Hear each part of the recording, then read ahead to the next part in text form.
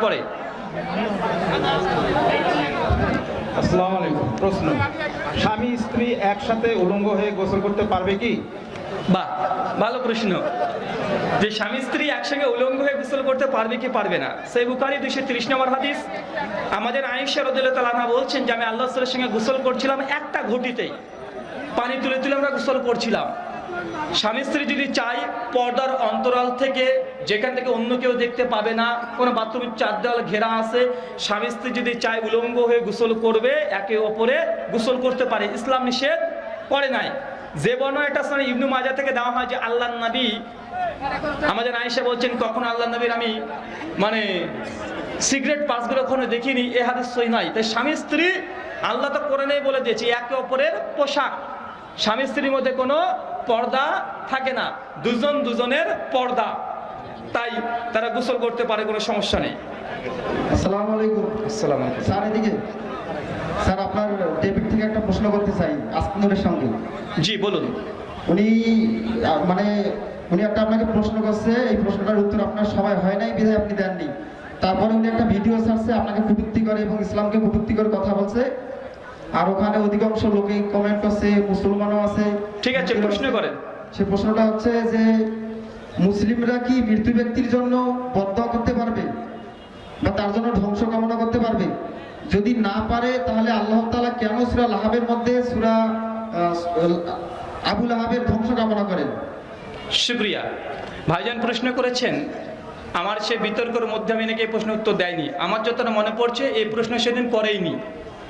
যারা শুনেছেন আমাদের আয়েশা রাদিয়াল্লাহু তাআলা বিয়ের বয়স নিয়ে যে আমার একটা ডিবেট হয়েছিল বাংলাদেশের একজন নাস্তিকের সঙ্গে, দেখেছেন কারা কারা? হাত তোলেন তো ভাই।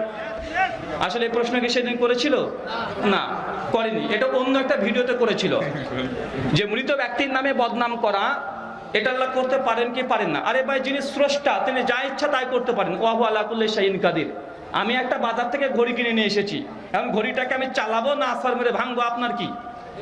কথা বুঝতে পারলেন না ভাইজান? আমার ঘড়ি, আমার প্রপার্টি, যা ইচ্ছা তাই করব। একটা মানুষের হুকুম, আরেকজন মানুষ যদি মারা যায়, আল্লাহ রাসূল বলেছেন তার তুমি বদনাম করো না, কিন্তু এই আইনটা আল্লাহ দিয়েছে, আল্লাহর জন্য প্রয়োগ করা যাবে না। যাবে? কথা বলেন। আল্লাহর জন্য এই আইনটা প্রয়োগ হবে না, কিন্তু তিনি এই আইন তৈরি করেছেন, তিনি স্রষ্টা, তাই তিনি যা ইচ্ছা তাই করতে পারেন। শুকরিয়া। ভাই আমার প্রশ্ন হচ্ছে, মাযহাবী ভাইয়েরা জানাজার সালাতে সূরা ফাতিহা পাঠ করে না, তাদের যুক্তি এটা নাকি সালাত না, যদি সালাত হতো তাহলে রুকু সিজদা থাকতো। এ বিষয়ে একটু পরিষ্কার করে দেবেন।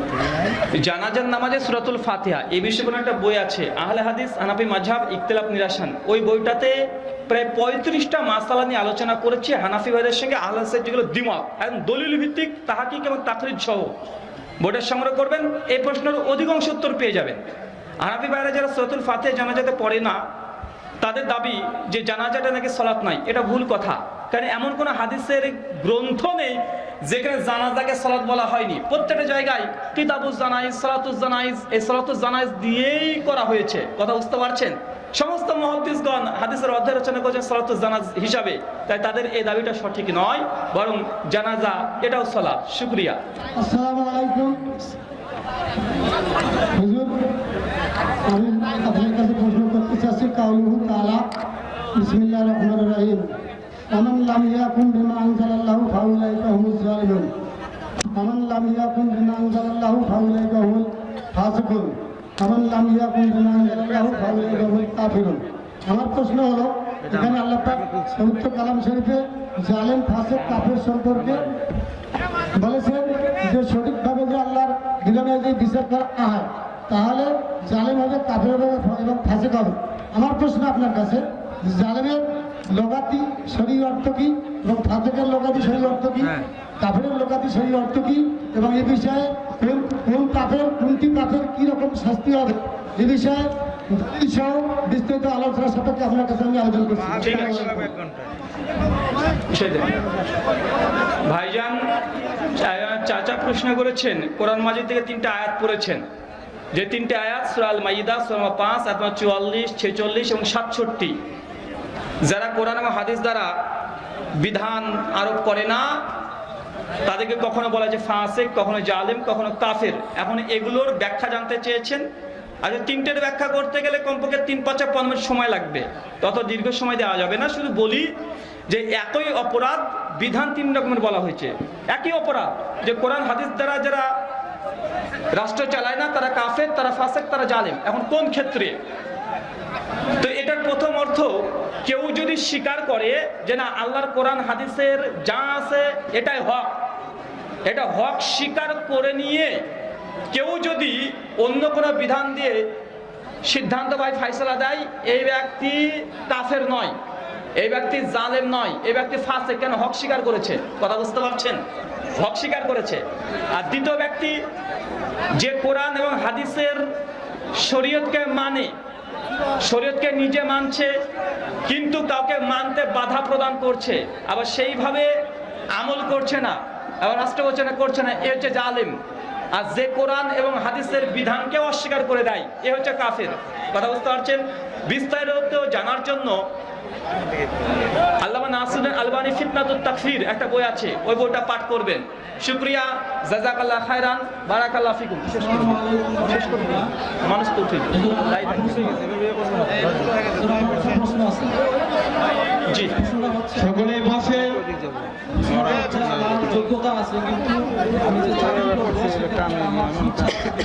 ঠিক আছে, সুদ না ঘুষ ছাড়েন, বুঝে নিয়েছি ভাই। ভাইয়ের একটা প্রশ্ন, ভাই উত্তর হবে না চলে যাব? হবে। আর প্রশ্ন কিন্তু শুধু ভাইয়ের না, সবারই। ভাই প্রশ্ন করেছেন তার যোগ্যতা আছে কিন্তু চাকরি দিতে গেলে ঘুষ লাগে, এখন ঘুষ দেওয়া যাবে কি যাবে না? ভাই গুরুত্বপূর্ণ প্রশ্ন না? গুরুত্বপূর্ণ প্রশ্ন। উত্তর লাগবে কি লাগবে না? লাগবে। গোটা বিশ্ব জগতে চাকরি দেওয়া হয় দুটো পদ্ধতিতে। কটা পদ্ধতিতে? দুটো পদ্ধতিতে। দুটো পদ্ধতি জানেন, তারপরে উত্তরটা পেয়ে যাবেন। এক, ধরেন আমার কাছে আছে 50টা চাকরি, আমার কাছে আছে, আমি সরকারের লোক, 50টা চাকরি আমার কাছে আছে। এখন আমি বলে দিলাম যারা মাধ্যমিক পাশ করেছে তাদেরকে চাকরি দেব। এখন মাধ্যমিক পাশ করার ছাত্ররা মার্কশিট নিয়ে আমার কাছে চলে এসেছে। আমি বললাম মাধ্যমিক পাশ আছে? জি আছে। তো আচ্ছা ঠিক আছে, 10 লাখ টাকা দাও আর চাকরি নাও। কথা বুঝতে পারলেন? এখন যে 10 লাখ টাকা দেবে তাকে চাকরি দেব, ও মার্কশিট দেখছে না যে কে কত নম্বর পেয়েছে। টাকা দাও, চাকরি পাবা। যদি এই শর্তে হয়, তাহলে যদি আপনি টাকা দিয়ে দেন আমাকে, তাহলে আপনি ঘুষখোর, মানে ঘুষ আপনি এটা হবে না। কথা বুঝতে পারছেন? আমি গুনাহগার হব, কেন আমি এখানে টাকা ঘুষ নিচ্ছি, কিন্তু আপনার ওটা ঘুষ হচ্ছে না কেন? এটা আপনি শর্ত দিয়েছেন, এখানে কোনো কারো হক নষ্ট হচ্ছে না। 2, এই জায়গাতে আপনি কারো হককে মেরে খাচ্ছেন না। দ্বিতীয় ক্যাটাগরি, ধরেন আমার কাছে চাকরি আছে 10 জনের, আমি বলে দিয়েছি যারা গ্র্যাজুয়েশন কমপ্লিট করেছেন তারা চাকরি পাবেন। এখন 20 জন চলে এসেছে আমার অফিসে, এসে দেখাচ্ছে এই ভাই তার মার্কশিট আছে 85%, মার্ক 85%, আর এই ভাইয়ের আছে 55%। ঠিক আছে, চাকরির ভ্যাকান্সি আছে মাত্র 20টা। এই মতো পরিস্থিতিতে আমার কাছে এই ভাই চলে এসেছে যে 55 পেয়েছে, এসে বলছে রাহুল ভাই 15 লাখ টাকা রাখেন, চাকরিটা দেন ভাই। ঠিক আছে, আমাকে 1 মিনিট ভাই, 15 লাখ টাকা আমাকে দিয়ে দিয়েছে, বলছে ভাই চাকরিটা দিয়ে দেন। এখন আমি তার টাকাটা খেয়ে আর আমাকে টাকা দিয়ে আমি চাকরি দিয়ে দিলাম, যার কারণে এই ব্যক্তি যে 85 মার্ক পেয়েছিল এর চাকরিটা হলো না। এখানে কি হলো বলেন তো ভাই? ওই টাকা দিয়ে এর হক নষ্ট করে দিয়েছে। এটা হচ্ছে ঘুষ। এটা কি? ঘুষ। সূরা বাকারা আয়াত 188। তাই দেখবেন যেসব জায়গাতে মার্কের কোনো মূল্য দেয় না, টাকা দিলে চাকরি হয়ে যায়, এখানে চাকরি করা যায় যদি ওই কাজের যোগ্য ব্যক্তি আপনি হন। আর যেখানে মার্ক অনুযায়ী চাকরি দেওয়া হয় কিন্তু আপনার মার্ক নাই, টাকার জোরে, মামার জোরে, খালুর জোরে যদি চাকরি নিয়ে নেন, অযোগ্য ব্যক্তি, এটা হয়ে যাবে ঘুষ। কথা বুঝতে পারলেন? শুকরিয়া, জাযাকাল্লাহু খায়রান। আসসালামু আলাইকুম। আসসালামু আলাইকুম। মৃত মহিলা ব্যক্তি 3 কাপড় না 5 কাপড়, এই বিষয়ে আমাদেরকে একটু জানাবেন। মৃত ব্যক্তির মহিলা যদি হয় 3 না 5, চাই নারী হোক চাই পুরুষ হোক। আমাদের সমাজে আছে মেয়ে হলে 5টা আর ছেলে হলে 3টা। আমার প্রশ্ন, যদি হিজরা হয় বলেন তো কি হবে তাহলে? আসলে এই সমস্যাটা হয়েছে সুনান তিরমিজির একটা হাদিস এসেছে, কিতাবে জানাইজে হাদিস নাম্বার 715, একটা জাইব দুর্বল সূত্র হাদিস এসেছে যে মেয়েদের জন্য 5টা কাফনের টুকরা লাগবে, আর ছেলের জন্য 3টে। তো যে হাদিসটা সেটা জয়ীফ। এটা কি জয়ীফ? ইমাম তিরমিজি নিজেও বলেছে, শেখ আলবানী রাহিমাহুল্লাহ তিনি হাদিসকে জয়ীফ বলেছেন, শেখ শুআইব আরনাউত তিনি হাদিসকে জয়ীফ বলেছেন, ইমাম হাজার আসকালানি জয়ীফ বলেছেন, ইমাম হাজাম তার মুহাল্লাতে জয়ীফ বলেছেন। জমহুর মুহাদ্দিসগণ 5 টুকরা মেয়েদের জন্য এই হাদিসকে জয়ীফ বলেছেন, আমলযোগ্য নয়। বরং ছেলের জন্য 3টা, মেয়ের জন্য 3টা, হিজরার জন্য 3টায়। শুকরিয়া।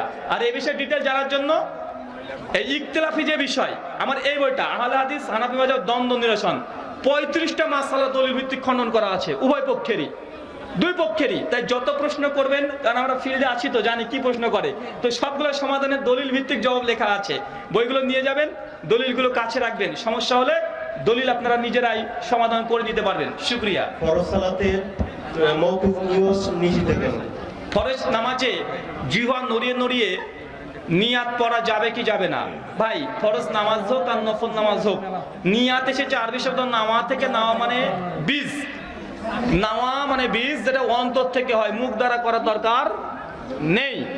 আল্লাহ নবী বলছেন ইন্নামাল আমালু বিন্নিয়াহ, প্রত্যেকটা কাজ নির্ভর করে নিয়াতের ওপরে। সহিহ বুখারী 1 নম্বর হাদিস। তাই কাজ করলে নিয়াত লাগে। ভাই বলেন তো, এখন প্রত্যেক নিয়াতকে আপনি পড়েন ভাই? নিয়াত পড়ার জিনিস না, নিয়াত করার জিনিস। নিয়াত কি বলেন তো ভাই? নিয়াত পড়ার জিনিস না, নিয়াত করার জিনিস। নিয়াত হয় অন্তর থেকে, মুখ থেকে নয়। আমি প্রায় একটা উদাহরণ দিই। ধরেন আপনাকে চোর ধরে, পুলিশে ধরে নিয়ে গেছে, এটা চোরকে পুলিশ বেধড়ক পেটাচ্ছে, বল চুরি করবি, বল চুরি করবি। চোর মারের ভয় বলছে না স্যার ছেড়ে দেয় না, কখনো চুরি করবো না, মারের ভয় বলছে। আর মনে মনে চোর বলছে বেটা ছেড়ে দেখ, তোর ভাই তাকে করবো। চোরের নিয়াত কোনটা? ও মারের ভয় মুখ দিয়ে বলছে স্যার ছেড়ে দেন, কখনো চুরি করবো না, আর মনে মনে বলছে বেটা তুই ছেড়ে দেখ, তোর ভাই তাকে করবো। বা চোরের নিয়াত কোনটা? যেটা অন্তরে আছে। তো নিয়াত মুখের কাজ নয়, নিয়াত অন্তরের কাজ। শুকরিয়া। নাভির নিচে নাকি বুকের উপরে? কোথায় হাত দিতে হবে? হাত বুকের উপরে না নাভির নিচে? এখানে একই প্রশ্ন। আমাদের সমাজে আছে নারী হলে বুকের উপরে, পুরুষ হলে নাভির নিচে, হিজড়া হলে একই প্রশ্ন। আমার ভাই উত্তরটা শেষ। আসসালামু আলাইকুম ওয়া রাহমাতুল্লাহ। ভাই উত্তর শেষ হয়নি তো? তো এখান থেকে বোঝা যায় এগুলো নিয়ে আলোচনা করার চাইতে আমাদের লেখনী আছে, একটা বই আছে বুকের উপরে হাত না নাভির নিচে হাত, প্রায় 350 পৃষ্ঠার বই। আমি ওখানে দেখানোর চেষ্টা করছি একদম নিরপেক্ষ দৃষ্টিভঙ্গি নিয়ে। আল্লাহ নবী তিনি বাম হাতে উপরে ডান হাত রেখে তিনি বুকের উপরে বাঁধতেন, যেটা সুনান আবু দাউদ মুরসাল সনদে 759 নম্বর হাদিসে পেয়ে যাবেন, সহিহ খুজাইমা 479 নম্বরে পেয়ে যাবেন, মুসনাদে আহমদে আছে। অনেক দলিল, প্রায় 38টা দলিল আমার বই আমি উল্লেখ করেছি। তাই বইগুলো সংগ্রহ করে নিয়ে আমার উত্তর শোনার কিচ্ছু দরকার নেই। নিজেরা তদন্ত করেন, নিজেরা গবেষণা করেন, নিজেরা পড়াশোনা করেন। বাংলাদেশ থেকে ইসলামিক ফাউন্ডেশন থেকে বুখারী, মুসলিম, আবু দাউদ, তিরমিজি, ইবনে মাজাহ, নাসাই, এগুলো আহলে হাদিসরা করেছে না হানাফি ভাইরা করেছে? আমি বলি না যে আহলে হাদিসের বই পড়তে, হানাফি ভাইদেরই পড়েন না, বুখারী মুসলিম পড়েন তাদের, আবু দাউদ, তিরমিজি, ইবনে মাজাহ, নাসাই, মেলা গ্রন্থ বাংলা হয়ে গেছে, হানাফি ভাইরা করেছে। ইসলামিক ফাউন্ডেশন থেকে শুধু নামাজের অধ্যায়টা বুখারী মুসলিম থেকে পড়ে দেখেন যে আপনার নামাজের সঙ্গে নবীর দেওয়া নামাজ মিল আছে না নাই। আমার উত্তর শুনতে হবে না, কথা বুঝতে পারছেন? তাই হাদিসগুলো চর্চা করতে শুরু করেন, পড়াশোনা শুরু করতে করেন। কারণ আমি আপনার কবরে প্রবেশ করব না। যখন ফেরেশতা এসে প্রশ্ন করবে, আমি আপনার কবরের প্রশ্ন উত্তর দিতে যাব না, আপনার পীরও যাবে না, মসজিদের ইমামও যাবে না, আপনার কবরে আপনাকে উত্তর দিতে হবে। তাই পড়াশোনা করেন যদি বাঁচতে চান। টুকলি করে দেখে দেখে কাজ হবে না, কবরে হবে। কথা বলেন, যদি হক জানতে চান কোরআন হাদিস পড়েন। বলবো না যে আমাদের লেখা বইগুলো পড়েন, বলবো কোরআন হাদিস ইসলামিক ফাউন্ডেশন থেকে হানাফি ভাইরাই করেছে, সেগুলোই পড়েন না, পড়ে তো দেখেন। শুকরিয়া, জাযাকাল্লাহ খাইরান, বারাকাল্লাহ ফিকুম। অনুষ্ঠান আমাদের সম্মানিত মেহমান, আহলে হাদিসের বাইরে মন খারাপ করবেন না। মেহমানের কাছে আমি প্রশ্ন করতে চাই না, আমার কাছে মাসআলা জানার বিষয়। তো আহলে হাদিসের বড় কোনো আলেমরা বলে না, যারা ছোট মানুষ এরাই বলে হযরত জনাব আপনি আমাকে উত্তর দেবেন। অনেকেই বলে থাকে আহলে হানাফি মাযহাবরা জান্নাতে গেলে হিন্দুরাও জান্নাতে যাবে। তো মেহেরবানি করে কোরআন হাদিস অনুযায়ী যদি উত্তর দিতেন আমি খুশি হব। আহলে হাদিস ভাইরা রিকোয়েস্ট, মন খারাপ করবেন না। আসসালামু আলাইকুম। ভাইজান প্রশ্ন করেছেন, কেউ নাকি বলেছে যে হানাফিরা জান্নাতে গেলে হিন্দুরাও জান্নাতে যাবে। এটা কোরআন সুন্নাহর আলোকে জানতে চেয়েছেন। আসলে এই কথা যারা বলেছে, কে বলেছে জানি না, অন্তত আমি কোনো আহলে হাদিসের বই লিখিত আকারে পাইনি। বিক্ষিপ্তভাবে বিচ্ছিন্নভাবে কোনো আলোচক যদি আলোচনার জোশে এসে বলে থাকে, এটা আলোচনার ফতোয়া নয়, ওটা ব্যক্তি বিশেষের একটা কথা। এরকম কথা আমরাও হানাফি মাসলাকের অনেকের বই থেকে দেখাতে পারবো। অনেকে বলেছে যে জান্নাতে আহলাসরা থাকবে, ওই জান্নাতে আমরা যাব না। হানাফিরা বইয়েও অনেক জায়গাতে লেখা আছে। তো এগুলো কি হানাফি মাযহাবের মূল ফতোয়া নয়, এগুলো আহলাসদের ফতোয়া নয়। কেউ যদি বলে থাকে এটা সঠিক কথা বলে নি, কথা বুঝতে পারছেন? আমরা যদি মনে করি যে হানাফিরা জাহান্নামে যাবে, তবে হানাফিদের পেছনে নামাজ পড়তাম? কথা বলেন। হানাফিদের পেছনে নামাজ পড়ি কি পড়ি না? হানাফি, দেওবন্দি, বেরেলভি দুজনের পেছনে নামাজ পড়ি, বরং হানাফিরা আমাদের পেছনে নামাজ পড়তে চায় না। আছে না নাই? কথা বলেন। তার মানে আমরা আপনাকে মুসলমান মনে করি, বরং আপনি করছেন না, এটা আপনার সমস্যা। আমাদের মনটা কত উদার, আমরা হানাফি মসজিদে নামাজ পড়ি, আমাদের মসজিদে হানাফি কোনো আলেম চলে আসলে তাকে আমরা মসজিদে ইমামতি করতে দিই কি দিই না? কথা বলেন। বাংলাদেশের বিখ্যাত আলোচক খন্দকার আব্দুল্লাহ জাহাঙ্গীর স্যার, নাম শুনেছেন কি শুনেন নাই? তিনি কি হানাফি নন? তিনি তো হানাফি, কিন্তু তার বই সবচেয়ে কারা বেশি পড়ে? আমরা। তার ভিডিও কারা সবচেয়ে দেখে বেশি? আমরা। কিন্তু তিনি নাভির নিচে হাত বেঁধে নামাজ পড়তেন, তিনি আস্তে আমিন বলতেন, 20 টাকার তারাবি পড়তেন, কিন্তু তারপরেও খন্দকার আব্দুল্লাহ জাহাঙ্গীর স্যার হানাফি হওয়া সত্ত্বেও আমরা তাকে সবচেয়ে কলিজা দিয়ে ভালোবাসি কি বাসি না? তার মানে বোঝা যাচ্ছে আমাদের উদারতা কত ওপরে, কিন্তু আমাদের হানাফি ভাইরা আহলে হাদিসদের পেছনে নামাজ নাজায়েজ ফতোয়া দিয়ে রেখে দিয়েছে। দেখবেন বাংলাদেশ থেকে বইটা অনুবাদ হয়ে গেছে, রহমতুল্লাহি ওয়াসিয়া হুজ্জাতুল বালেগা, এই বই লিখেছেন শেখ শাহুল্লাহ মুহাদ্দিস দেহলভী। এটার সরা করেছেন, বইটার নাম দিয়েছে রহমতুল্লাহ ওয়াসিয়া সাইদ আহমেদ পালনপুরি। ইনি হচ্ছেন দারুল উলুম দেওবন্দের শিক্ষক। তিনি এই বইটার দ্বিতীয় খণ্ডের 745 পৃষ্ঠায় 60 জন মুফতির ফতোয়া দিয়েছে দেওবন্দীদের, দিয়ে বলছে আহলে হাদিস और मसला के जमात इस्लामी मौदूदी ये दो गुमराह फिरका है, इसके पीछ में सलाह আদায় করনা না জায়েজ হে। পরিষ্কার তা লিখে দিয়েছে যে আহলে হাদিস আর জামাত ইসলামী এদের পেছনে নামাজ পড়া জায়েজ না, দেওবন্দের ফতোয়া আছে। কিন্তু আমরা তো কখনো বলিনি যে হানাফিদের পেছনে নামাজ বৈধ নয়, বরং হুসাইমুল হারমাইন ফেরকায় বেরলভিরা লিখেছে, আমাদের দেখানো বেরলভি হুসাইমুল হারমাইনে এবং বাহারের শরিয়াত, এই আহকামের শরীয়তের মধ্যে 219 নম্বর পৃষ্ঠায় সুন্নি হানাফিরা তারা লিখেছে আহলে হাদিসদের জবাই করা কোনো প্রাণীর মাংস খাওয়া জায়েজ নয়। কথা বুঝতে পারছেন ভাইজান? আমরা আহলে হাদিসরা কখনো বলি না যে সুন্নিদের হাতে রান্না করা খাওয়া যাবে না, কখনো বলি না যে সুন্নিদের মেয়েকে বিয়ে করা যাবে না। তো তারা বলছে আহলে হাদিস এরা মুরতাদ। ভাই বলে কি বলে না?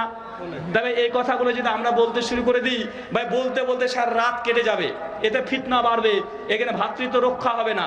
আমি এই জন্য বলেছি ভাইজান, ব্যক্তি বিশেষ কেউ যদি একটা কথা বলে দেয়, সেটাকে দলিল বানিয়ে একটা মানহাজকে দোষারোপ করা, এটা মোটেই সমীচীন নয়। আল্লাহ সুবহানাহু ওয়া তাআলা এই কথাগুলো বোঝার তৌফিক দান করো, সকলে পড়ি আমিন। আমাদের মধ্যে যারা অসুস্থ আছে আল্লাহ